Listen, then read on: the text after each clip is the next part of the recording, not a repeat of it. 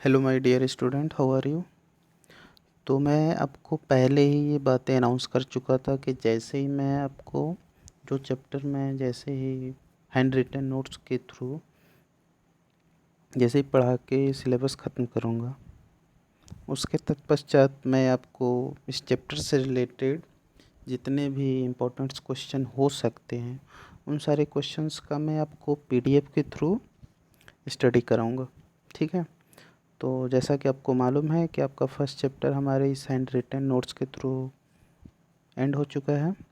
तो अब हम लोग की ये स्टेप आता है कि अब हम आपको इन सारे कुछ इम्पोर्टेंट जो क्वेश्चंस हैं जो आपके एग्ज़ामों में आते हैं, आपको पढ़ने ज़रूरी हैं, तो उन सारे क्वेश्चंस को मैं आपको बताने जा रहा हूँ। तो आप इन सारी बातों को आप ध्यान से समझिएगा। जैसे ही ये प्रोसेस कंप्लीट होगा उसके बाद मैं आपको टेस्ट लेने वाला हूँ। तो इसके लिए आप लोग रेडी रहिए और सारी बातों को आप अच्छे से समझिए और आप रेडी हो जाइए इन सारी चीज़ों को कॉपी करने के लिए अपनी नोटबुक में। तो हम चलते हैं, अब स्टार्ट करते हैं। ओके। तो पहला जो हमारा यहाँ क्वेश्चंस बनता है, which of the following are matter. कुछ आपको एक ऑप्शंस दे दिए जाएंगे और इनमें से आपसे पूछे जाएंगे कि इनमें से कौन कौन से मैटर हो सकते हैं। अभी ये बातें आपको मालूम होगी कि मैटर के बारे में आपको मैं पढ़ा चुका हूँ और आप लोग इन सारी चीज़ों को समझ रहे होंगे। और उसमें मैं एक कन्फ्यूजन के लिए बहुत सारे ऑप्शन दिया हुआ था कि इसमें कौन मैटर हो सकता है। तो मैं आपको नॉर्मली ये बता सकता हूँ कि मैटर के लिए मैंने ये बोला था कि एनीथिंग दैट ऑक्यूपाई स्पेस, वो क्या करे, स्पेस ऑक्यूपाई करे। डैट हैविंग मास, उसके पास क्या हो, अपना मास हो। मूवमेंट ऑफ इनर्शिया भी हो। तो इन सारी चीज़ों को आप क्या कर सकते हैं, मैटर बोल सकते हैं। तो इस बेस पे आइए हम लोग चेक करते हैं कि कौन कौन से मैटर हो सकते हैं। तो आप देख रहे हैं कि हम लोग चेयर को मैटर बोल सकते हैं, तो आप बोल सकते हैं क्योंकि चेयर जो है स्पेस ऑक्यूपाई करता है, इसका अपना मास है। Okay. Air is a matter, तो एयर भी मैटर है, बट यहाँ पे कुछ चीज़ें जो आ रही हैं जैसे love and smell. Love love is a matter, तो वहाँ पे मैंने अपने इस वीडियो में मैंने इस एग्जांपल पे मैंने डिस्कस किया था और वहाँ पे बताया था कि love is not a matter. इसके बाद बात आती है कि स्मेल इज अ मैटर। तो आप ये बातें बोलेंगे कि स्मेल मैटर है, क्यों है, क्योंकि जो आप स्मेल है, स्मेल क्या करता है, स्पेस ऑक्यूपाई करता है, इसकी अपनी मास होती है। उसके बाद आगे चलते हैं। हेट, हेट एक आपकी फीलिंग है, इट डजेंट मैटर। आलमंड्स समझ ही रहे हैं, ये भी मैटर होगा। थॉट, ये एक फीलिंग है जो मैटर नहीं होगा। हेट भी आपका मैटर नहीं होगा। कोल्ड, कोल्ड आपका मैटर नहीं है। Cold drink, okay, matter. Smell of perfume, smell of perfume matter है या नहीं, तो ये भी आपका मैटर है। तो आप ये बातें समझ गए कि मैटर का आंसर क्या होगा, चेयर, एयर, ये सारी बातें। तो इन सारे क्वेश्चन को भी आप कॉपी करें और इनके आंसर्स को भी कॉपी करें। ओके, आते हैं हम लोग अब नेक्स्ट क्वेश्चन पे। सेकंड क्वेश्चन हमारा है, convert the following temperature to Celsius scale. अब इन सारे ही टेम्परेचर को आपको क्या करना है, सेल्सियस स्केल पे कन्वर्ट करना है। तो आप देख रहे हैं वहाँ पे मैंने बोला था कि जब भी आपको डिग्री सेल्सियस को किस में कन्वर्ट करना हो, केल्विन में। तो मैंने बताया कि डिग्री सेल्सियस को केल्विन में कन्वर्ट करने के लिए आप क्या करेंगे, 273 ऐड करेंगे और केल्विन को डिग्री सेल्सियस में लाने के लिए आप क्या करेंगे, -273। जब उसमें से माइनस कर देंगे तो वो डिग्री सेल्सियस में आ जाएगा। इस बेस पे हम लोग देखते हैं। तो ये आपका क्या है, 300 केल्विन। अब 300 केल्विन को किस में कन्वर्ट करना है, तो सेल्सियस में। तो अब आपको 300 केल्विन में से क्या करना होगा, 273 माइनस करेंगे। तो 300 से जैसे ही 273 माइनस करेंगे, 300 माइनस 273, तो आपका आंसर क्या आएगा, 27 डिग्री सेल्सियस। जो बातें आप समझ रहे हैं। ओके। नेक्स्ट, इसमें जो सेकंड है जिसको आप खुद से करिए, समझिए। ओके, चलते हैं नेक्स्ट क्वेश्चन पे।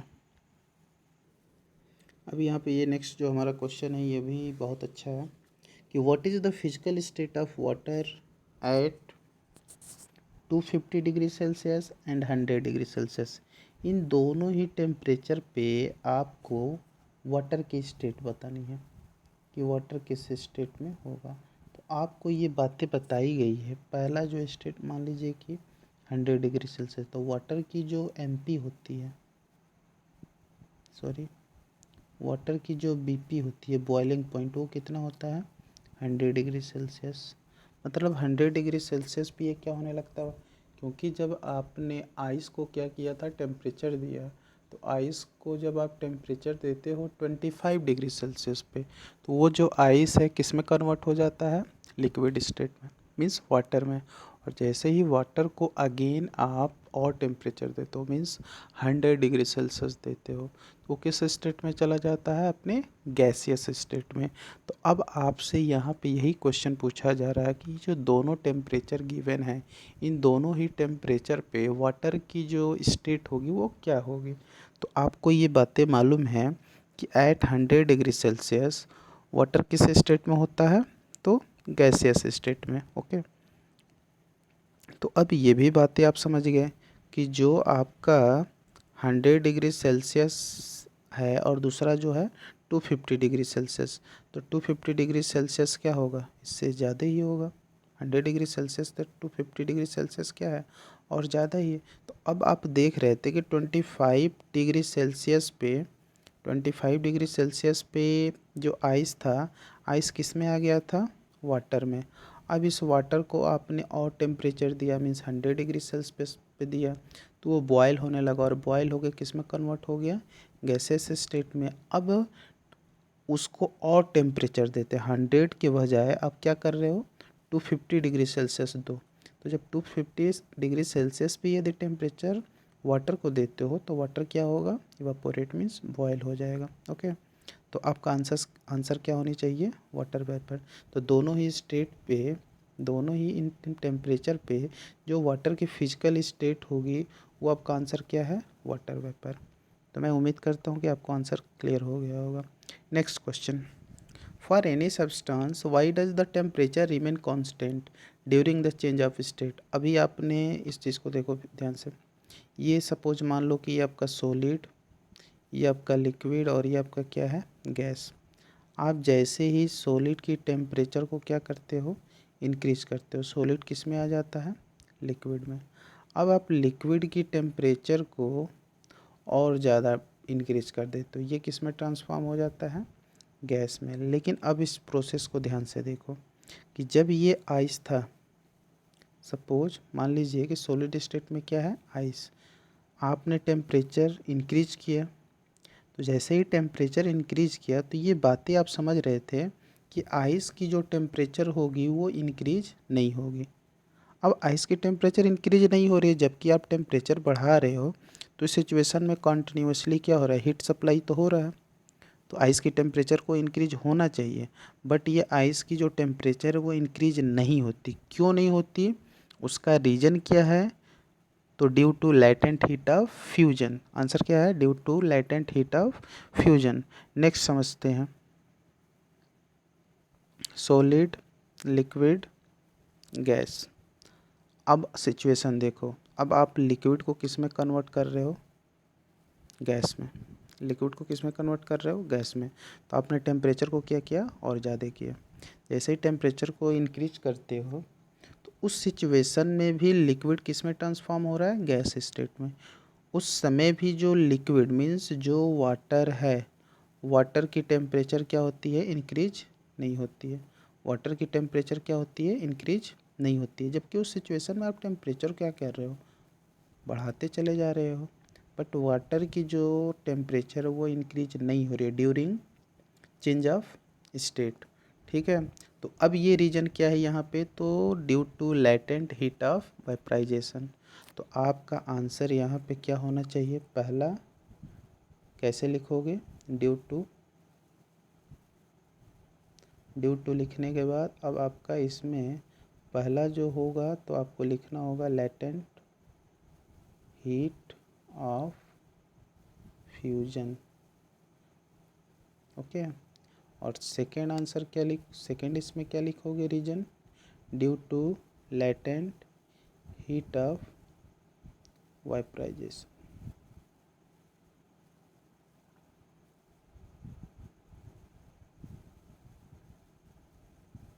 उम्मीद करता हूँ कि आपको समझ में आ गया होगा।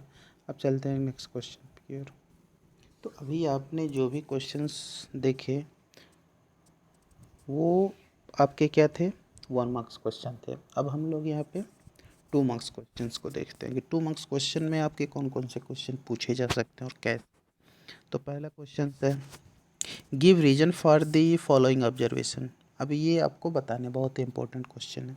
The smell of hot sizzling food reaches your several metres away, but the get the smell from cold food you have to go close. मतलब ये बोला जाता है कि जो फूड क्या हो गया है, डिके हो जाता है।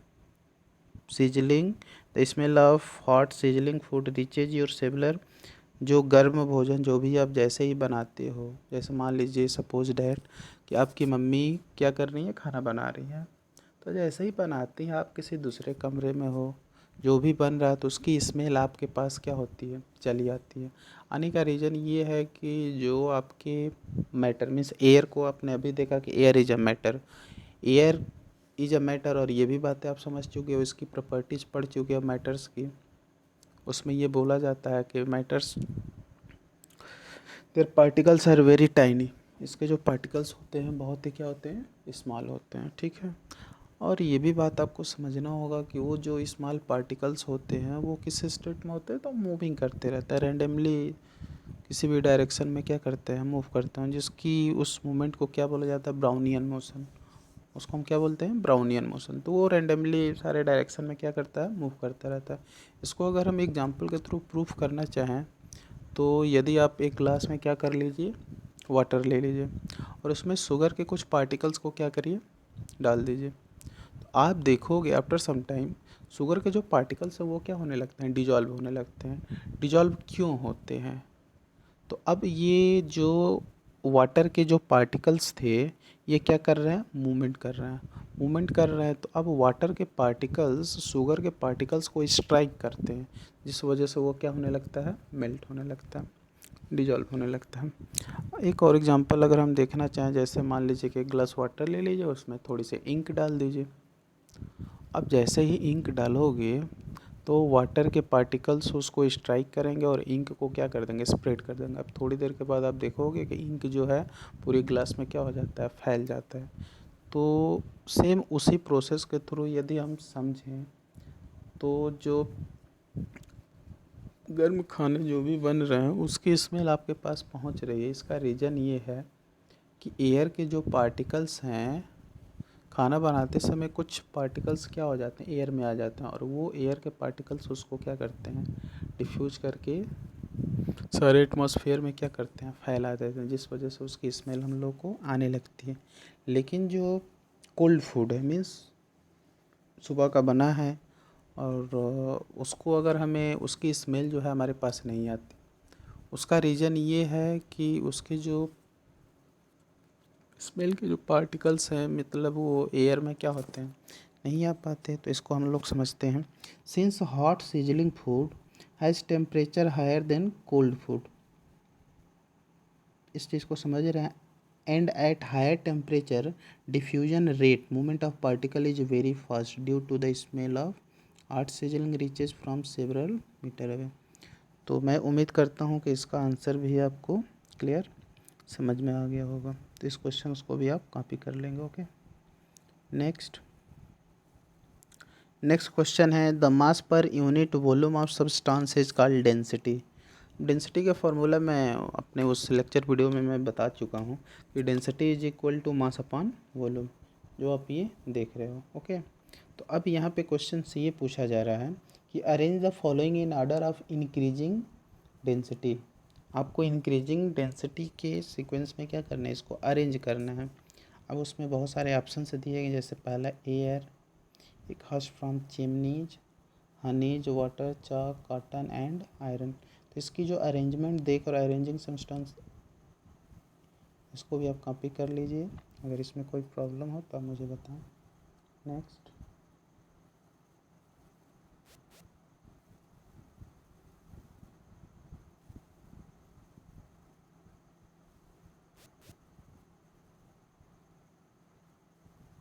देखते हैं। जैसा कि आप देख रहे हो, liquids generally have lower density as compare to solid, but you must have observe that ice float on water, find out why. ऐसा क्यों होता है, इसका आंसर मैं आपको बता रहा हूँ। इस क्वेश्चन को हम लोग समझते हैं। इसमें ये बताया जा रहा है कि जो लिक्विड की डेंसिटी है, सॉलिड की डेंसिटी क्या होती है, लो होती है, but you must observe that ice float in water. कि आप ये देखते हो कि जो आपकी आइस है ये वाटर में क्या करती है, फ्लोट करती है। फ्लोट क्यों करती है, तो मैं इसको समझा रहा हूँ, ध्यान से देखिए। तो जैसा कि आप पीछे ही आप फॉर्मूला देख चुके हो, जो डेंसिटी होती है वो किसके इक्वल होती है, मास अपॉन वॉल्यूम की होती है। अब ये भी बात देख रहे हो कि जो सॉलिड की डेंसिटी है, सॉलिड की डेंसिटी क्या होती है, लिक्विड की डेंसिटी से हाई है। तो अब यहाँ पे एक चीज़ आपको और भी समझना है ध्यान से।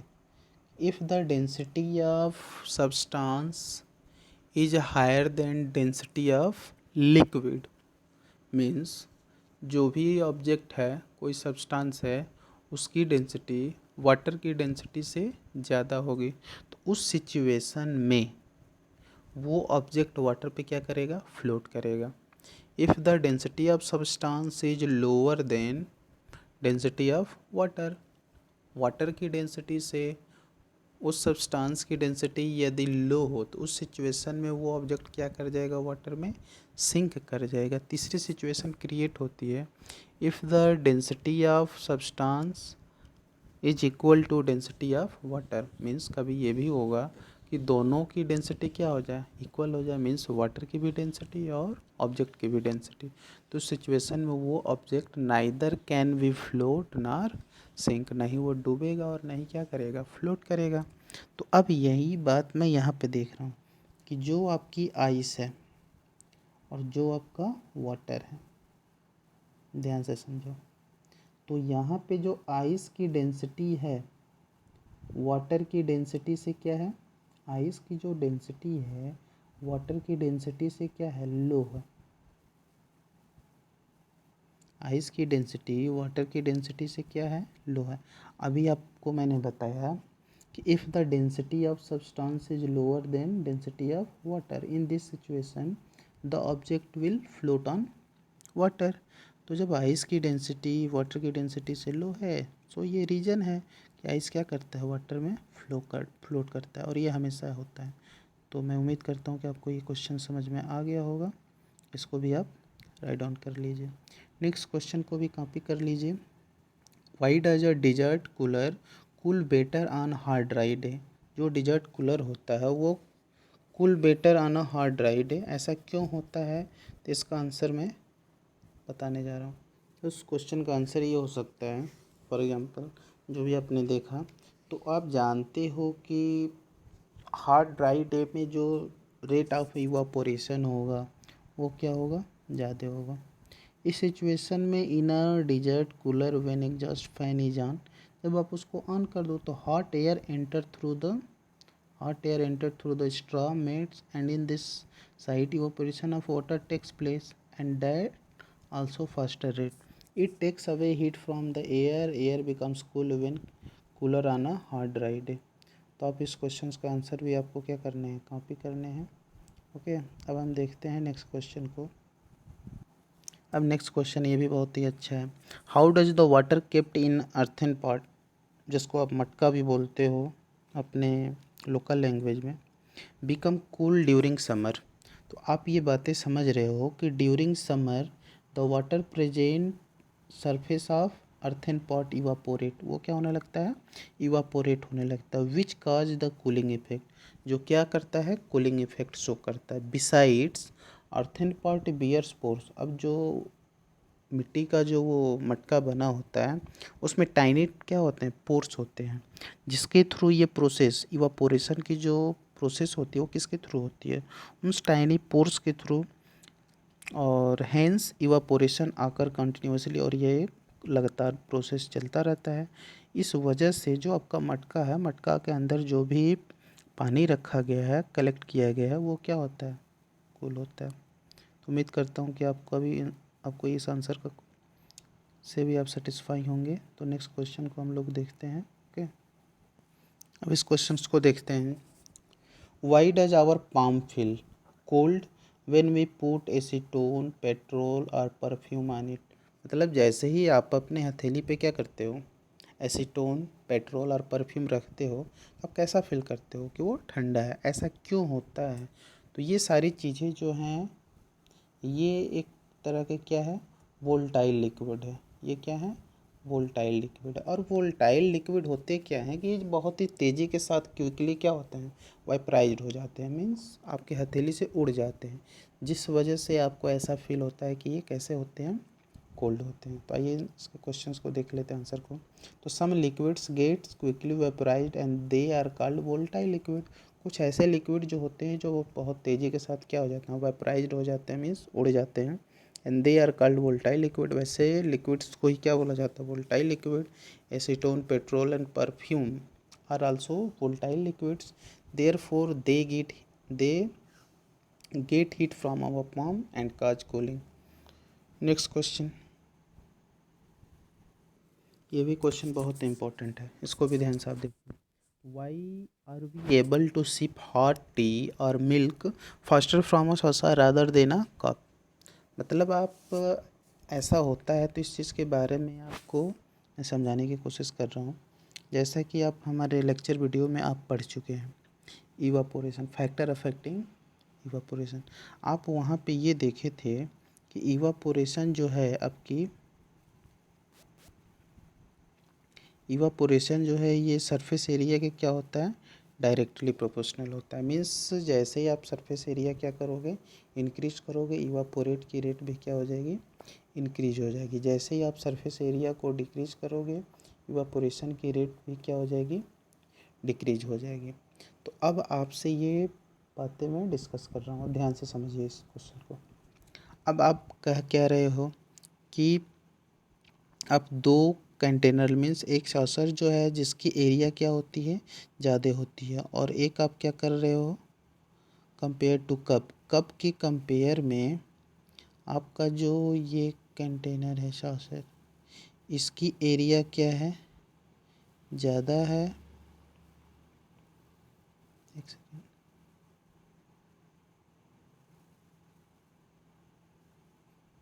एक सेकेंड, हाँ ध्यान से देखिए। एक है आपका कप और एक है सॉसर। तो आप देख रहे हो कि इसकी जो एरिया है वो क्या है, ज़्यादा है, और कप की एरिया क्या है, कम है। तो जब इसकी एरिया ज़्यादा है तो इसकी इवापोरेशन रेट भी क्या होगी, ज़्यादा होगी, और इसकी इवापोरेशन रेट क्या होगी, लो होगी।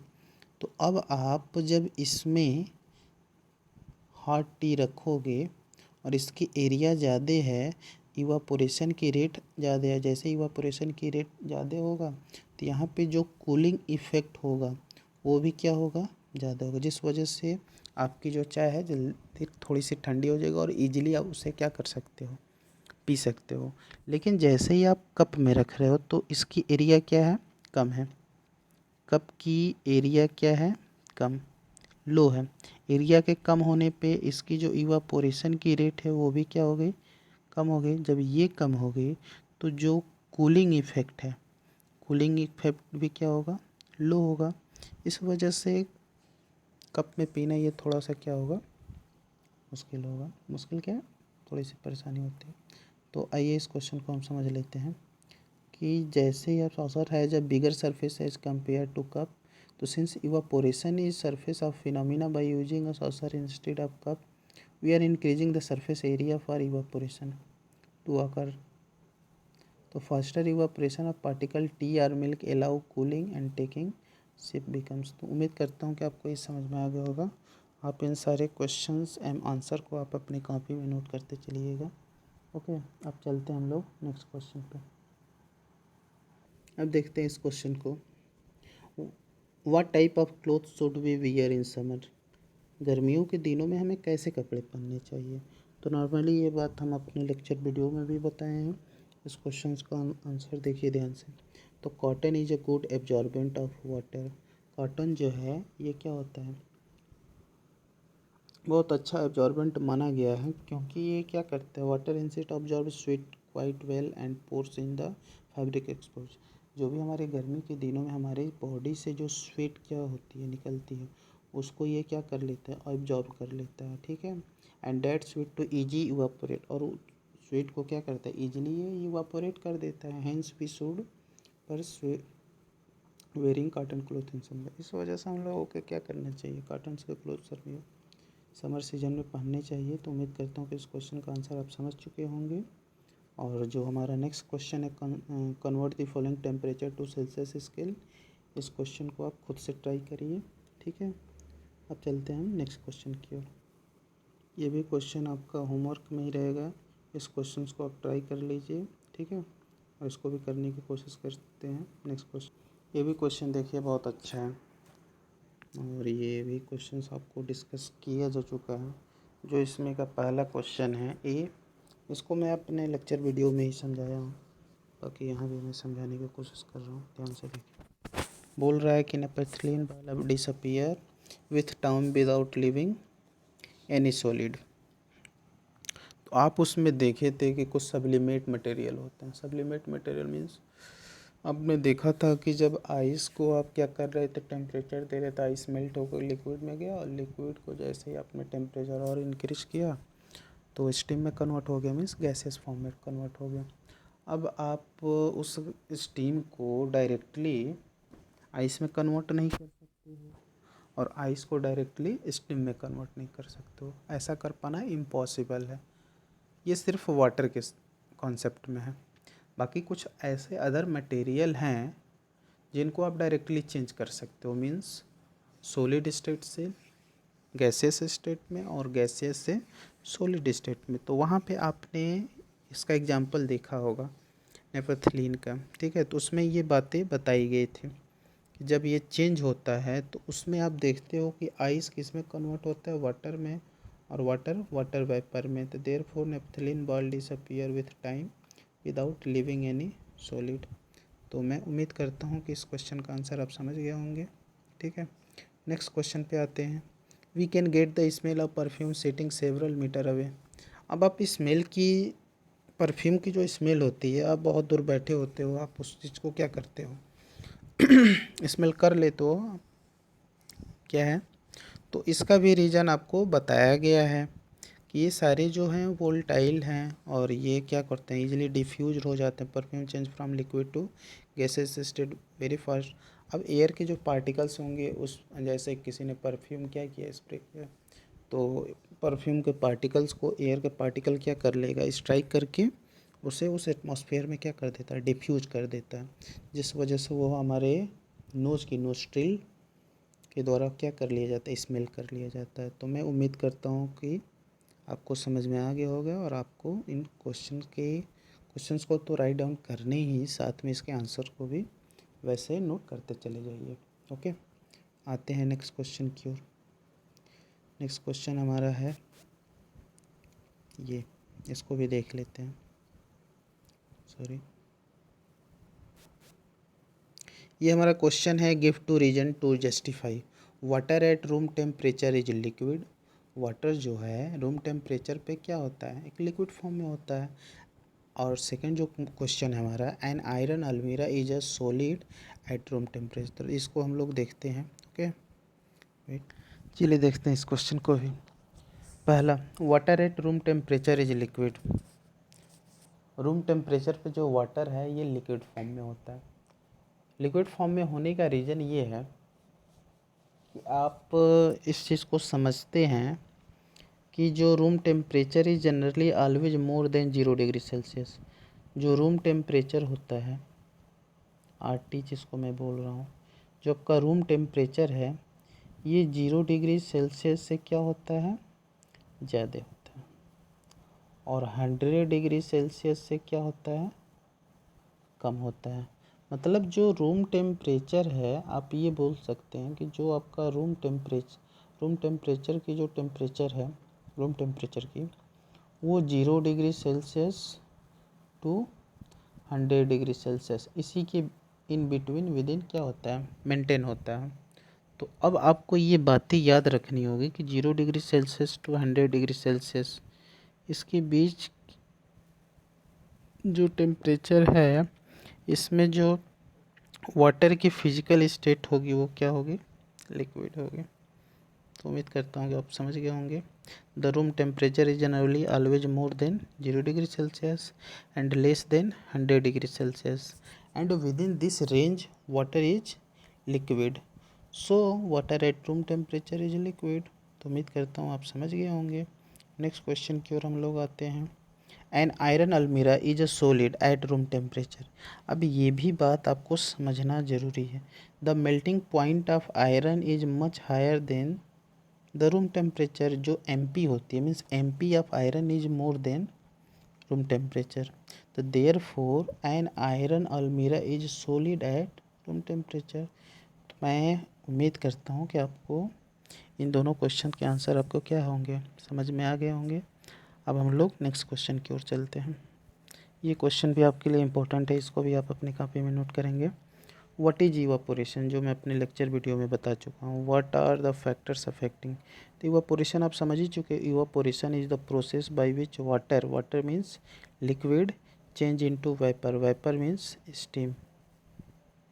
Okay, vapour means steam. Steam के फॉर्म में जब वो चेंज हो temperature below its boiling point. Okay, तो ये भी बातें आप समझते हो। फैक्टर्स आने which evaporation depend surface area. तो सरफेस एरिया के साथ ये क्या होता है, डायरेक्टली होता है। मीन सरफेस एरिया इंक्रीज करोगे इवापोरेशन की रेट क्या हो जाएगी, इंक्रीज हो जाएगी। ह्यूमिडिटी से भी इसका रिलेशन है। विंड स्पीड, टेम्परेचर बढ़ाओगे इवापोरेशन की रेट बढ़ेगी।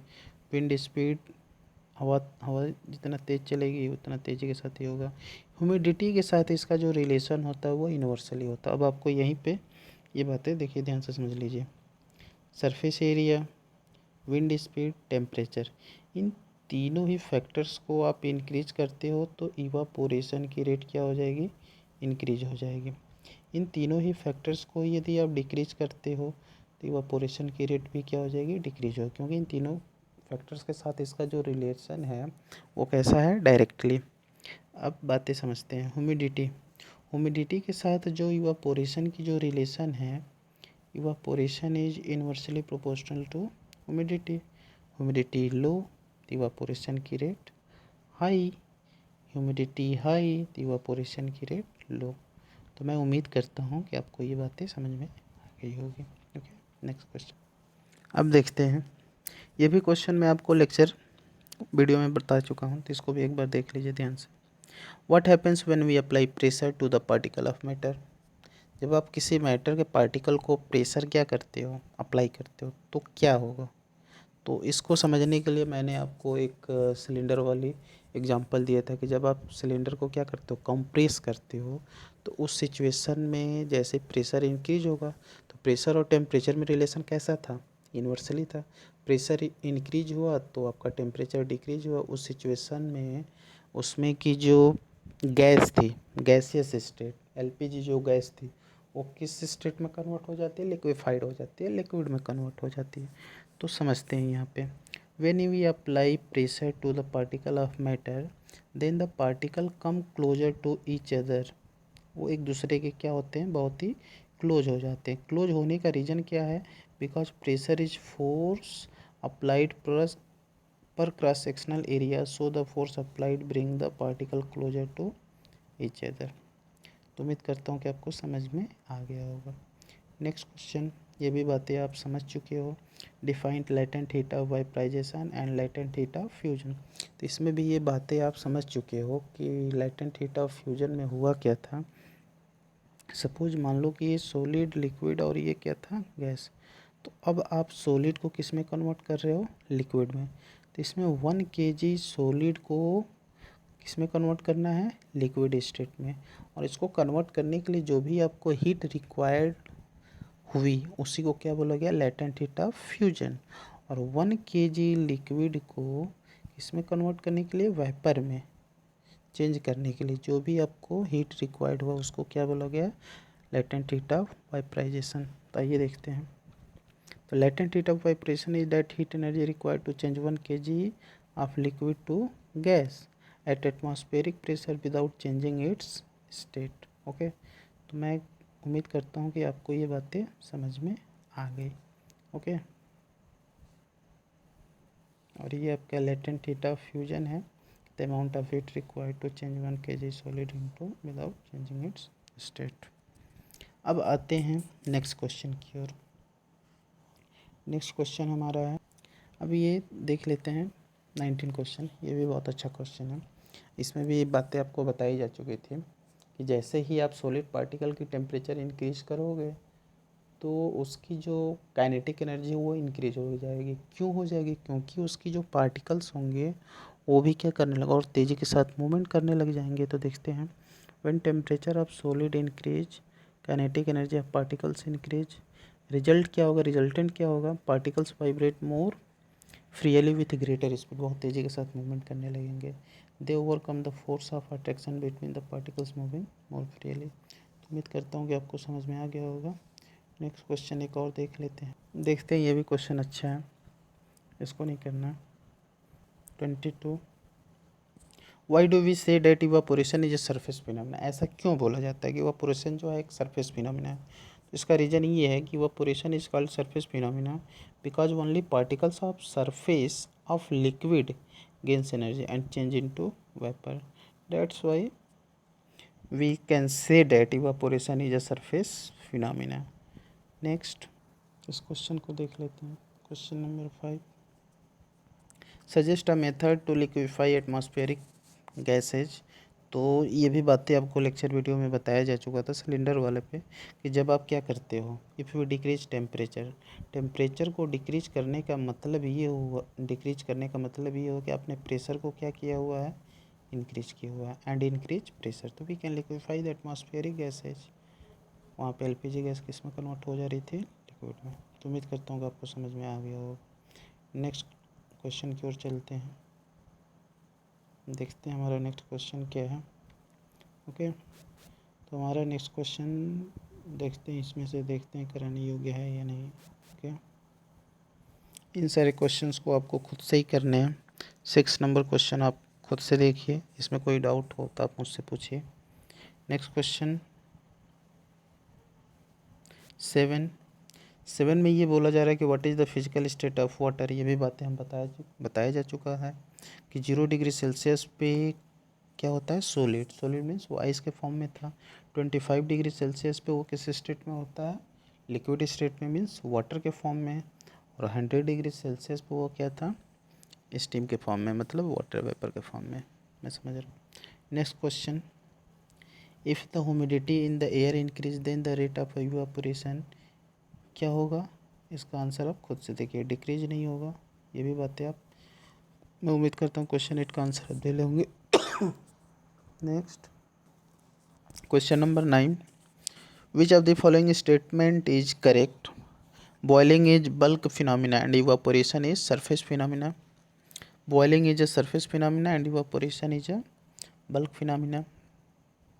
तभी आपने देखा था कि evaporation is a surface phenomena. अब देखते हैं next option, boiling and evaporation both are surface phenomena, boiling and surface both are bulk phenomena. तो अब आपका answer boiling is a bulk phenomena and otherwise evaporation is a surface phenomena, ये आपका answer होगा। Next, if the temperature of a place is increase then evaporation. इसका answer आप बताइए। जब टेम्परेचर को आप क्या करोगे, किसी प्लेस की टेम्परेचर इंक्रीज करोगे तो वहाँ की इवापोरेशन की रेट क्या होगी, इंक्रीज होगी, डिक्रीज। तो आपका आंसर क्या आना चाहिए, वहाँ की टेम्परेचर क्या होगी, increase. Okay, next,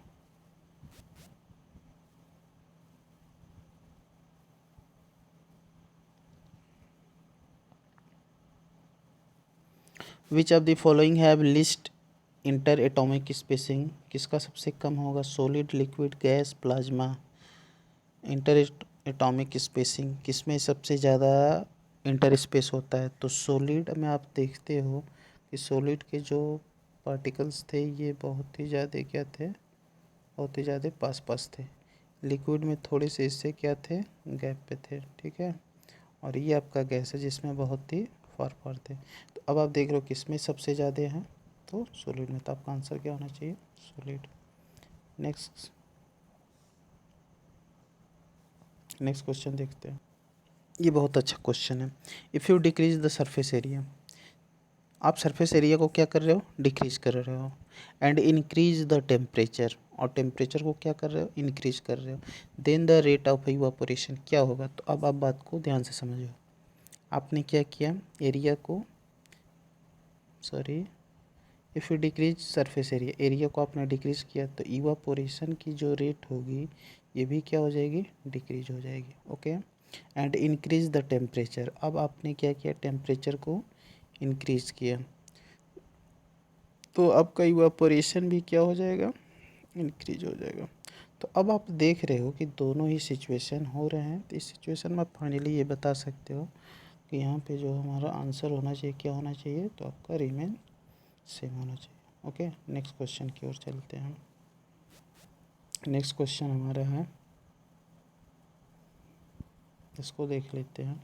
next question हमारा ये है, 300 kelvin will have its corresponding temperature in degree centigrades as, degree centigrades में क्या होगा 300 केल्विन को, इसको आप खुद से ट्राई करिए। Next, liquid to gas and gas to liquid change are called, इसको भी आप खुद से ट्राई करिए। फिजिकल स्टेट ऑफ वाटर, इन सारे क्वेश्चंस को आप खुद से ट्राई करिए। इसके बाद एक सेकेंड, तो आज की क्लास में मैं यहीं एंड करना चाहता हूँ। तो जो भी इन कुछ क्वेश्चन ऐसे हुए जिनका आंसर मैंने नहीं बोला, बाकी उसके क्वेश्चन आपको पीडीएफ में दिए हुए हैं, तो आप उन क्वेश्चंस को पहले आप खुद से समझिए, करने की कोशिश कीजिए, और इन सारे क्वेश्चंस को आप अपनी कॉपी में नोट कर लीजिए। Okay, thank you.